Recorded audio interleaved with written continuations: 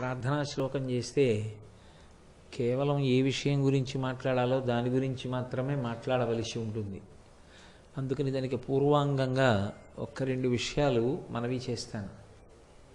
చాలా కాలం క్రితం నుంచి కాకినాడ పట్టణంలో పరమ శోభాయమానంగా జరుగుతున్నటువంటి ఉత్సవాల్లో ఒకటి ఈ జగన్నాథపురంలో వేయించేసి ఉన్నటువంటి శ్రీ ఆంజనేయ స్వామి వారికి జరుగుతున్నటువంటి ఉత్సవాలు. ఎందరో పండితులు, నేను ఈ ఊళ్ళో కాపరం పెట్టడానికి పూర్వం పెద్దాపురంలో కాపరం ఉంటున్న రోజుల్లో ఇక్కడ బ్రహ్మశ్రీ మల్లాది చంద్రశేఖర శాస్త్రి గారు ఉపన్యాసాలు చెప్తుంటే వచ్చి ఎక్కడో ఆ వెనక నించుని విని వెళ్ళినటువంటి రోజులు ఉన్నాయి. అంత పవిత్రమైనటువంటి క్షేత్రం, అంత గొప్పగా ఉత్సవాలు జరుగుతున్నాయి. ఈ ఉత్సవాల్ని ఇంత పూనికతో ఈ కమిటీ వారు ఇంత వైభవోపేతంగా ప్రతి సంవత్సరం కూడా నిర్వహిస్తున్నారు. అందున దాంట్లో చాలా ప్రధాన పాత్ర వహిస్తున్నటువంటి వ్యక్తి శ్రీయుతులు నాగబాబు గారు. వారు ఇవాళ నేను వేదిక మీదకి వస్తుంటే నాతో కలిసి రాలేక అలా ఉండిపోవడం నాకు కించిత్ బాధాకరమైంది. వారికి ఆరోగ్యం బాగా భంగమైంది. అలాగే ఆయనేమో మాట్లాడుతూ నాకు ఆయాసం వచ్చింది అన్నారు. ఇది కొంచెం నాకు చూడడానికి వినడానికి కాస్త బాధాకరమైనటువంటి విశేషం. కానీ స్వామి హనుమ యొక్క అనుగ్రహంతో వీళ్ళందరూ మళ్ళీ ఆరోగ్యాన్ని పుంజుకుని చక్కగా కార్యక్రమాన్ని పరమోత్సాహంతో చేయగలిగిన శక్తి వాళ్ళకి కలగాలి అని, ఈ ఉత్సవాల యొక్క వైభవాన్ని ఎంతో కాలంగా చూస్తున్నవాడిగా ఇంత పూనికతో చేస్తున్న వాళ్ళకి ఈశ్వర కృప కలగాలి అని నేను ఆకాంక్షించకుండా మొదలు పెడితే ఏదో కొత్త ఊరు వెళ్ళి ఏమీ తెలియకుండా ఉపన్యాసం మొదలుపెట్టిన వాడు ఎలా మొదలు పెడతాడో అలా మొదలుపెట్టిన వాడిని అవుతాను. అందుకని ఆ రెండు మాటలు మాట్లాడకుండా ప్రారంభం చేయడం సమంజసం కాదు. కాబట్టి ప్రార్థనా శ్లోకాలకి పూర్వాంగంగా నేను ఈ విషయాన్ని మనవి చేయడం అయింది. శుక్లాంబరధరం విష్ణుం శశివర్ణం చతుర్భుజం ప్రసన్నవదనం ధ్యాయేత్ సర్వవిఘ్నోపశాంతయేత్. గురుర్బ్రహ్మా గురుర్విష్ణుః గురుర్దేవో మహేశ్వరః గురుః సాక్షాత్ పరం బ్రహ్మ తస్మై శ్రీగురవై నమః. వ్యాసాయ విష్ణురూపాయ వ్యాసరూపాయ విష్ణవే నమో వై బ్రహ్మనిధయే వాసిష్ఠాయ నమో నమః. కూజంతం రామ రామీతి మధురం మధురాక్షరం ఆరుహ్య కవితాశాఖాం వందే వాల్మీకికోకిలం. శృతిస్మృతిపురాణానాం ఆలయం కరుణాలయం నమామి భగవత్పాదశంకరం లోకశంకరం. వాగర్ధావివ సంపృక్తౌ వాగర్ధప్రతిపత్తయే జగతః పితరౌ వందే పార్వతీ పరమేశ్వరౌ. సూక్తిం సమగ్రయతున స్వయమేవ లక్ష్మీ శ్రీరంగరాజమహిషీ మధురైః కటాక్షైః. వైదగ్ధ్యవర్ణగుణగుంభనగౌరవైర్యాం కండూలకర్ణకుహరాः కవయోధయంతి. హైమోర్ధ్వపుండ్రమజహన్మకుటం సునాసం మందస్మితం మకరకుండలచారుగండం బింబాధరం బహుళదీర్ఘకృపాకటాక్షం. శ్రీవేంకటేశముఖమాత్మనిసన్నిధత్తాం.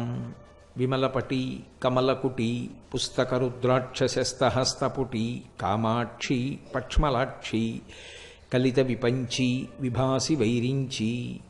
మనోజవం మరుతతుల్యవేగం జితేంద్రియం బుద్ధిమతాం వరిష్టం వాతాత్మజం వనరయూధముఖ్యం శ్రీరామదూతం శిరసా నమామి. ఆపదామపహర్తారం దాతారం సర్వసంపదాం లోకాభిరామం శ్రీరామం భూయో భూయో నమామ్యహం. జయత్యతిబలో రామో లక్ష్మణశ్చ మహాబలః రాజాజైతి సుగ్రీవో రాఘవేణాభిపాలితః. దాసోహం కోసలేంద్రస్య రామస్యాక్లిష్టకర్మణః. హనుమాన్ శత్రుసైన్యానాం నిహంతా మారుతాత్మజః. నరావణసహస్రం మే యుద్ధే ప్రతిఫలం భవేత్. శిలాభిస్తు ప్రహరతః పాదపైశ్చ సహస్రశః. అర్దయిత్వా పురీం లంకాం అభివద్యత మైథిలీం. సమృద్ధార్థో గమిష్యామి విశతాం సర్వరక్షసాం. ధర్మాత్మా సత్యసంధశ్చ రామో దశరథిర్యది. పౌరుషే చ ప్రతిద్వంద్వశరైనం జహిరావణిం. హరి ఓం. పరమేశ్వర స్వరూపైన సభకి నమస్కారం. స్వామి హనుమ ఒక పరమాద్భుతమైనటువంటి స్వరూపం. గొప్ప మంగళప్రదుడు. ఆయన ఎక్కడ చెప్పుకున్నా నేను ఈశ్వరుడను అని కానీ, నన్ను పూజించండి అని కానీ, నేను మీకు ఇటువంటి సౌఖ్యాన్ని కటాక్షిస్తాను అని కానీ ఎక్కడా చెప్పరు. నేను ఇప్పుడే ప్రార్థనా శ్లోకం చేస్తూ జయమంత్రం చదివాను. దాన్ని పెద్దలు జయమంత్రము అని పిలుస్తారు. అది సుందరకాండలో స్వామి హనుమ తోరణం మీద కూర్చుని చెప్పినటువంటి శ్లోకాలు. అందులో ఆయన దాసోహం కోసలీంద్రస్య రామస్య క్లిష్టకర్మణ హనుమాన్ శత్రుసైన్యానాం నిహంత మారుతాత్మజ అంటారు. నేను రామదూతని, నేను రామ సచివుణ్ణి, అలాగే నేను రాముని యొక్క దాసాన దాసుణ్ణి అంటారు. ఆయన అంత కష్టపడి 100 యోజనముల సముద్రాన్ని దాటి ఈవలి ఒడ్డునకు వచ్చి కాంచనలంకలో శిశుపావృక్షం కింద సీతమ్మ తల్లి యొక్క దర్శనం చేసి ఆ తల్లిని తన వాక్కుల చేత ఊరడించి రామచంద్రమూర్తి ఇచ్చినటువంటి అభిజ్ఞానమైన ఉంగరాన్ని ఇచ్చేటప్పుడు కూడా అమ్మా నా పేరు ఇది అని కానీ, నేను ఇటువంటి వాణ్ణి అని కానీ ఎక్కడా చెప్పలేదు. వానరోహం మహాభాగే దూతో రామస్య ధీమతః, నేను రామచంద్రమూర్తి యొక్క దూతను అని చెప్పుకున్నారు. అంతటి వినయ సంపత్తి కలిగినటువంటి వారు.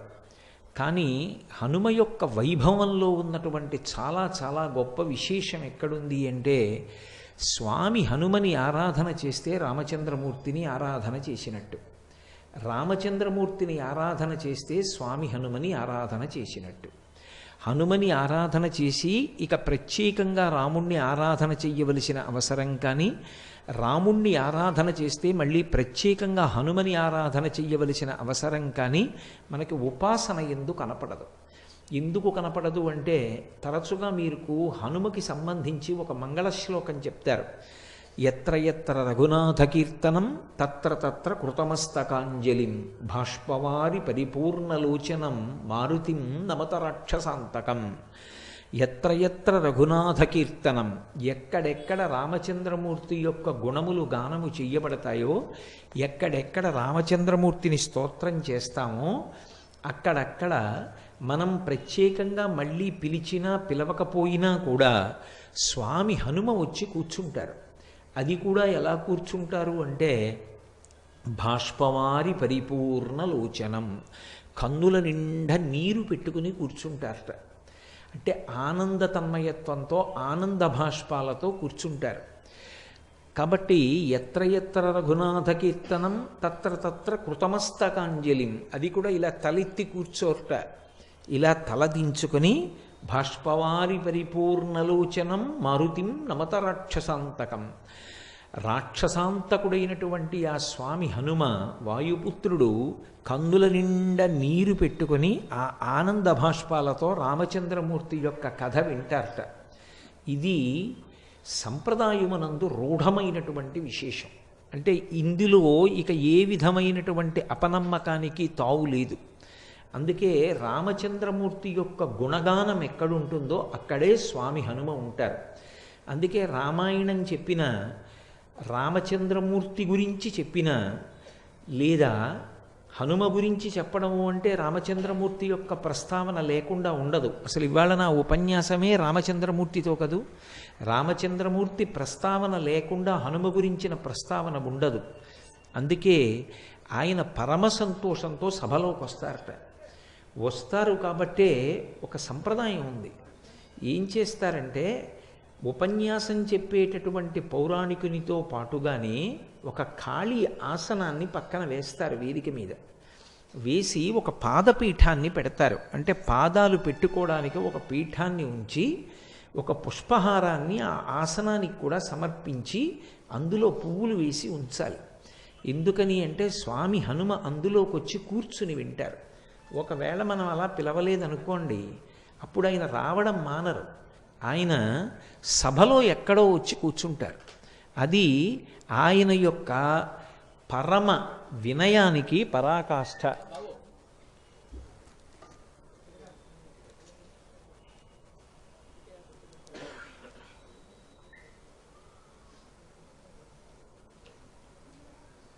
అలా వదిలిపెట్టేసేయండి. నేను రాకముందన్నా చేసుకోండి, లేదా మానేసేయండి. హరి ఓం. కాబట్టి రామచంద్రమూర్తి ఎక్కడ ఉంటారో, రామచంద్రమూర్తి గుణగానం ఎక్కడ జరుగుతుందో అక్కడ స్వామి హనుమ ఉంటారు. అందుకే శృంగగిరి పీఠాధిపత్యం వహించినటువంటి మహాపురుషులు చంద్రశేఖర భారతి మహాస్వామి వారు ఎప్పుడైనా సుందరకాండ పారాయణ చేస్తే తప్పకుండా పక్కన ఒక ఆసనం వేసి పారాయణ చేసేవారు. రాముణ్ణి స్తోత్రం చేస్తే, రామనామం చెప్తే, రాముని యొక్క వైభవాన్ని కీర్తిస్తే చాలు, హనుమ ప్రసన్నులైపోతారు. రెండు, ఆయనకి వరం. ఎక్కడెక్కడ రామ కథ చెప్పబడుతుందో, ఎక్కడెక్కడ రామనామం చెప్పబడుతుందో అక్కడక్కడ ఆయన అనుగ్రహ ప్రదాతయ్యి ఉంటారు. అక్కడక్కడ ఆయన ఉండి వచ్చినటువంటి సభలోని వారందరినీ కూడా అనుగ్రహిస్తారు. అలాగే స్వామి హనుమ గురించి ఎక్కడ ప్రస్తావన చెయ్యబడుతుందో అక్కడ సీతారాములు ఉంటారు.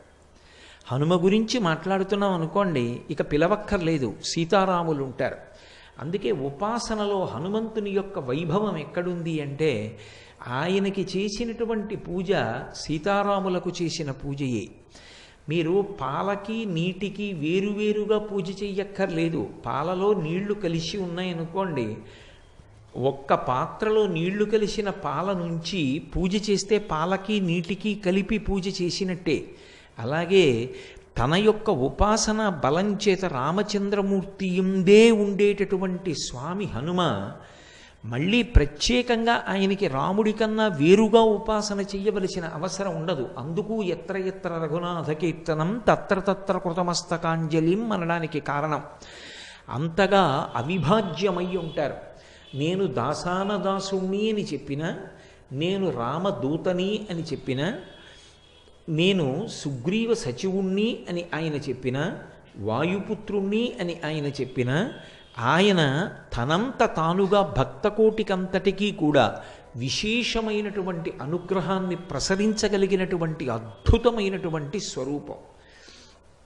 మీరు జాగ్రత్తగా గమనిస్తే హనుమ యొక్క రూపం వానర రూపం. వానర రూపమైనటువంటి ఆ స్వామిని సుందరాతి సుందరుడు అని పిలుస్తారు. అందుకే ఆయన యొక్క వీర విజృంభణం ఉన్నటువంటి కాండ సుందరకాండ.